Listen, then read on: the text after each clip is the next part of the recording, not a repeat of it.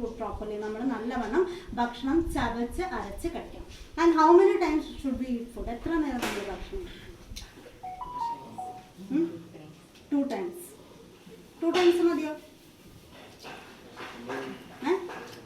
വിശക്കുമ്പോൾ എപ്പോഴൊക്കെ വിശക്കുമ്പോൾ full time.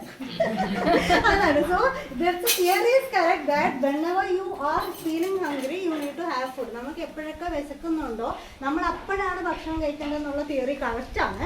But for us every 2 hours we are hungry. പക്ഷെ നമ്മുടെ ഈ തെറ്റായ ജീവിത ശൈലിയുണ്ട് because of the bad life style every 2 hours ഓരോ 2 മണിക്കൂർ കൂടുമ്പോൾ നമുക്ക് വിശപ്പാം. You know why?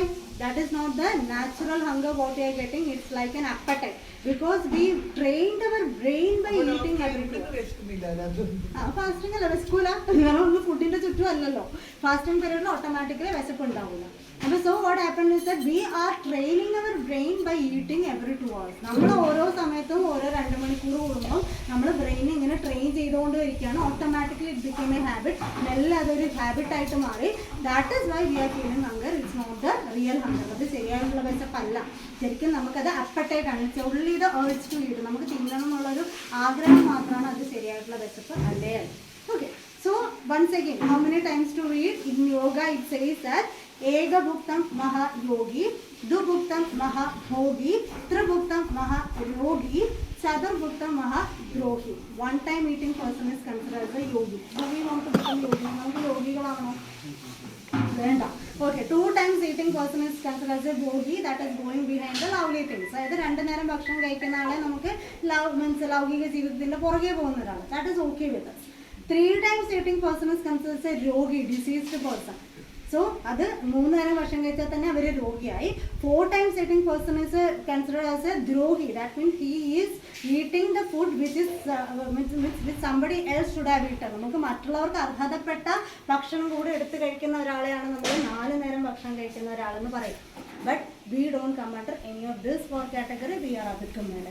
നമ്മൾ ഈ 4ലും പെടില്ല. 1 അല്ല 2 അല്ല 3 അല്ല 4 അല്ല മേ ബി 5, 6, 7 ടൈംസിലേക്കാണ് നമ്മൾ പോയിക്കൊണ്ടിരിക്കുന്നത്.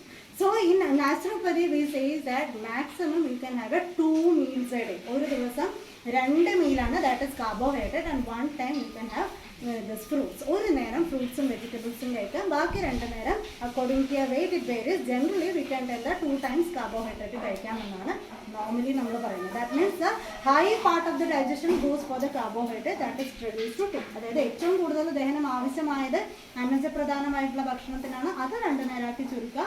ബാക്കി സമയത്ത് പ്രോട്ടീനോ ഫ്രൂട്ട്സോ അങ്ങനെ എന്തെങ്കിലും ആയിട്ട് ഒന്ന് കോമ്പൻസേറ്റ് ചെയ്യാനാണ് പറയുന്നത്.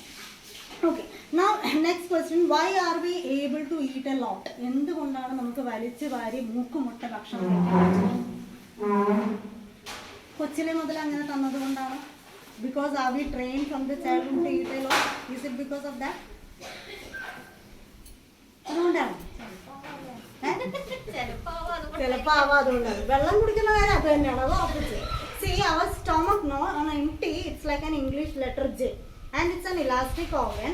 As we keep on eating, this elastic organ will get bulbs and it can swell like a ball. അതൊരു ഇലാസ്റ്റിക് ഓർഗൻ ആണ് നമ്മുടെ ആമാശയം എന്ന് പറയുന്നത്. അതൊരു ഇംഗ്ലീഷ് ലെറ്റർ ജെ പോലെയാണ് ഒന്നുമില്ലാത്ത സമയത്ത്.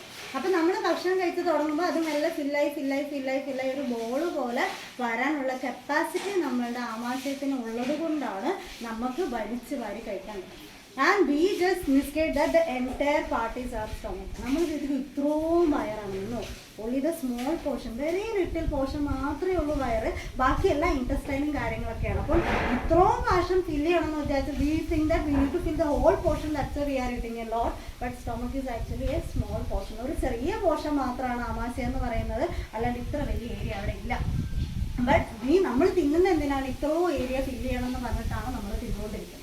So okay, this is what happens is that when we have the carbohydrate, I told the first part of the digestion takes place inside the mouth, then to the intestine. If we are not chewing the food properly, automatically the second part of the digestion will not be completed. നമ്മൾ ആദ്യത്തെ ഭാഗം നല്ലോണം ചവച്ചരച്ച് കഴിച്ചില്ല എന്നുണ്ടെങ്കിൽ സ്വാഭാവികമായിട്ടും രണ്ടാമത്തെ portion ആ ഒരു ടേണിംഗ് മൂവ്മെന്റ് പ്രോപ്പറായിട്ട് നടക്കില്ല. It's like how we are filling load of rice inside the mixie jar and we are switching it on.